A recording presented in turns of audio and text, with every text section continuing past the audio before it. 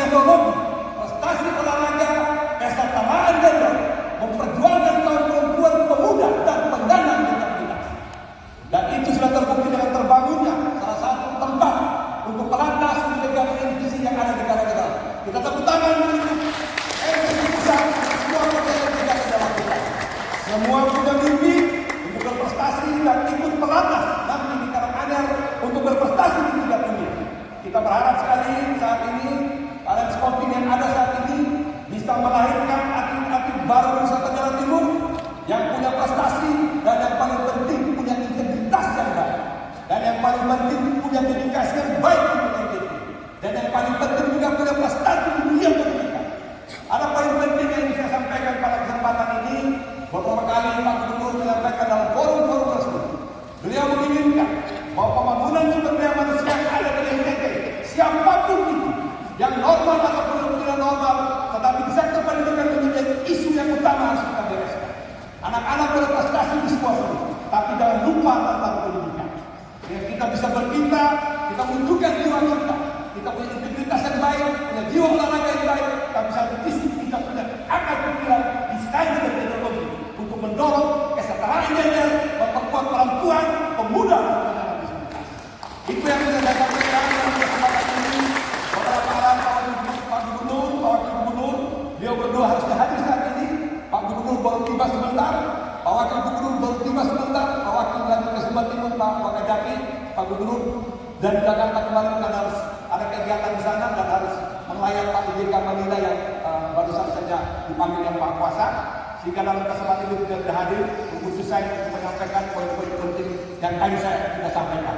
Itu saja yang bisa saya sampaikan. Atas perkenan Tuhan yang Maha Kuasa, saya buka kegiatan kita talent scouting tahun 2005. Program pelajaran mendobrak batas NPC Provinsi Nusa Tenggara Timur.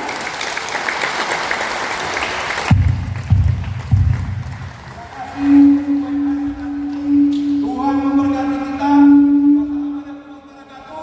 Salam sejahtera bagi kita semua. Om Santi Santi Santi Om. Namo Buddhaya. Salam kebajikan. Salam. Salam bahagia. Salam penuh semangat. Salam olahraga. Salam olahraga. Siapa kita? Salam NTC Indonesia. Salam NTC NTT.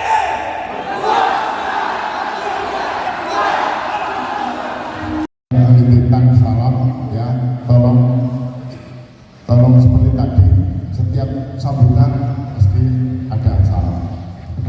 Salam olahraga, salam olahraga, salam olahraga. Siapa kita?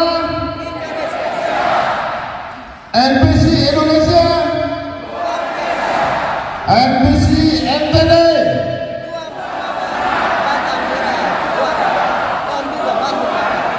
Yes, terima kasih Pak Dokter sampai pada penting banget ya. PON itu 2028 di NTT, pasti Paralimpik juga di NTT. Kita didahului Popnas, tuan rumah nanti di NTT 2022. Jadi kita siap semua karena arahan Pak Gubernur, PON kita harus siapkan di NTT secara baik. Kita kebagian 22 sampai 23 cabur, kita siapkan semua di venue-venue sekarang yang kita lagi proses, sehingga ada keterlibatan dari 5 sampai 6 kabupaten di Pulau Sumba, Pulau Timur, dan Pulau Flores. Kita petakan tabur-tabur sehingga kabupaten-kabupaten juga bisa menggeliat untuk mendorong pertumbuhan ekonomi. Jadi di dunia ini ada batasan gitu. Pasti ada batasan lihat umur. Karena prestasi ini kan kita tidak melepas dari memperhatikan umur dan prestasi-prestasi sebelumnya. Tetapi harus diuji dulu. Talent scouting ini kan melihat kekiniannya, sehingga prestasi itu akan tetap bertahan dan juara itu juara yang dipertahankan, bukan juara yang kemarin kemudian sekarang melemah kemudian tidak jadi juara lagi. Itu tidak filosofi olahraga British ya. Sudah seberapa banyak yang atlet yang sudah mewakili Indonesia? Jadi kalau kita lihat itu, kita kan tadi ada 3 saya kasih contoh, Filipius, Alvin sama Petrus. Itu kan salah satu contoh. Mereka sudah kiprah di dunia internasional. Sekarang lagi kita dorong anak-anak yang baru ini. Jadi talent scouting ini nanti akan melahirkan bibit baru untuk bisa langsung berkompetisi tahapan nasional, tapi tetap memperhatikan hasil pada saat Paralimpik kemarin. Kita kan dapat 7 emas, 12 perak, 13 arahan Pak Gubernur juga, saya harus sampaikan. Kita boleh prestasi di olahraga, kita boleh prestasi di olahraga sehebat apapun, tapi jangan lupa pendidikan. Karena pendidikan itu membackup diri kita. Selain kita punya prestasi karena di olahraga kita punya jiwa integritas, pasti akan memunculkan juga pendidikan yang baik, intelijensi kita baik. Berimbang antara itu, kita menjadi sumber daya manusia yang punya sains dan punya teknologi untuk menuju Indonesia emas ke depan. Itu ya, itu yang mau mendobrak batas yang seperti itu. Oke? Baik. Baik, jadi hari ini kami dari pemerintah Kota Kupang ikut juga membuka kegiatan talent scouting dari Nasional Paralimpik ya. Dan ini merupakan kegiatan yang sangat baik sekali dan pemerintah Kota Kupang pastinya selalu mendukung kegiatan-kegiatan yang berkaitan dengan kesejahteraan teman-teman disabilitas. Dan kami juga berharap bahwa kedepannya akan ada lebih banyak lagi kesempatan-kesempatan baik khususnya bagi teman-teman disabilitas untuk mengembangkan minat bakat mereka khususnya di bidang olahraga. Ya, ini merupakan program NPC Pusat untuk turun ke daerah-daerah mencari bibit potensial atlet di bawah 23 tahun menuju Paralimpik Los Angeles 2028. Dari sini mereka akan dipantau, dilihat secara klasifikasi, secara prestasi. Jadi setelah itu mereka akan digodok apakah calon atlet diambil ini bisa langsung ke level nasional ataukah masih harus perlu dibina di daerah.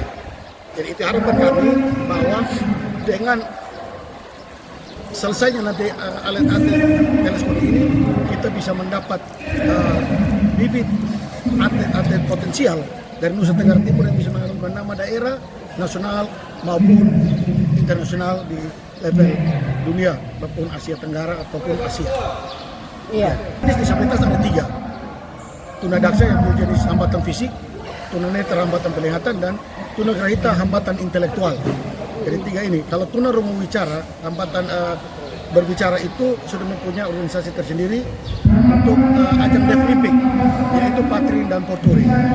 Mendapat suntikan dana dari NPC Pusat, lalu kas pemerintah dan kas NPC provinsi, dan juga suntikan dana dari pemerintah. Sekalipun sedikit, masih ada untuk kita membantu kami untuk melaksanakan kegiatan. Seperti tagline kita, potong jubah batu kata. Kami juga bisa.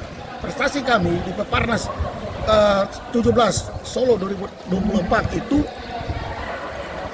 tidak kalah dengan prestasi saudara-saudara non difabel yang di PON Aceh Sumatera Utara. Mereka itu dari urutan 16 ke urutan 18, kami dari urutan 16 naik ke urutan 14. Demi tanah air kita Nusa Tenggara Timur, kami ketong jubah batu kan, ketong juga bisa, sehingga perhatian pemerintah kami harap adil, sekalipun nilainya tidak sama. Dalam pemberian anggaran, kami minta pada pemerintah maupun pemangku kebijakan seperti DPRD dan seluruh stakeholder yang ada bisa memperhatikan itu. Karena pembinaan atlet difabel ini tidak semudah yang dibayangkan. Kalau atlet non difabel mulai dari nol, tapi kami mulai dari minus. Pertama dari fisik yang terbatas, kemudian dari psikologi mereka kita perkuat lagi, kemudian baru masuk ke kancah. Punya mental tidak, punya minat, punya bakat tidak. Itu yang kita memulai dari minus. Sehingga mohon, dan juga ada hambatan-hambatan difabel, butuh bantuan. Ya, itu yang harus menjadi pemikiran buat pemangku kepentingan, bahwa kami meminta ini bukan berarti kami harus mengemis. Kami juga anak kandung ketika KONI, cabur yang lain dapat, atau organisasi seperti SOINA, KORMI itu dapat, kenapa kami belum? Tapi puji Tuhan biar kemarin sedikit lewat kebijakan gubernur dan wakil gubernur kami mendapat hibah sedikit. Mudah-mudahan ke depan 2026 dengan agenda scouting dan kegiatan yang kami sudah laksanakan. Kami ada dan kami melaksanakan, kami bukan organisasi apa-apa. Kami sudah melaksanakan, kami sudah menunjukkan prestasi. Kami mencari dana, kami mencari prestasi. Itu yang kami lakukan. Sehingga itu menjadi pertimbangan untuk semua stakeholder pemangku kepentingan di daerah. Okay. Talent scouting kali ini diikuti 10 orang siswa dari SLB Aswan Kasih, ada tunanetra, tunadaksa, tunagrahita yang semuanya diseleksi di sekolah yang menyeleksi juga dari NPC, jadi bukan kita. Jadi dari sekolah dulu terseleksi 10 orang untuk kegiatan kali ini. Banyak sekali memang perolehan medali yang diperoleh oleh atlet-atlet dari SLB Aswan Kasih. Ada di sini diantaranya tadi Petrus Kanel Alupan, itu dari Aswan Kasih yang juara 1 tingkat internasional tadi yang lari. Terus kemarin di Solo juga ada yang ikut Paralimpik, itu juara 1, 2, 3 ada juga dari Aswan Kasih. Dan di sini pun anak-anaknya ada 10 orang yang dari Aswan Kasih, terus 3 orang yang sudah lulus dari SLB Aswan Kasih. Anak-anak yang dari SLB Aswan Kasih bukan hanya menjadi atlet di tingkat nasional, tetapi juga bisa membawa nama baik NTT di tingkat internasional.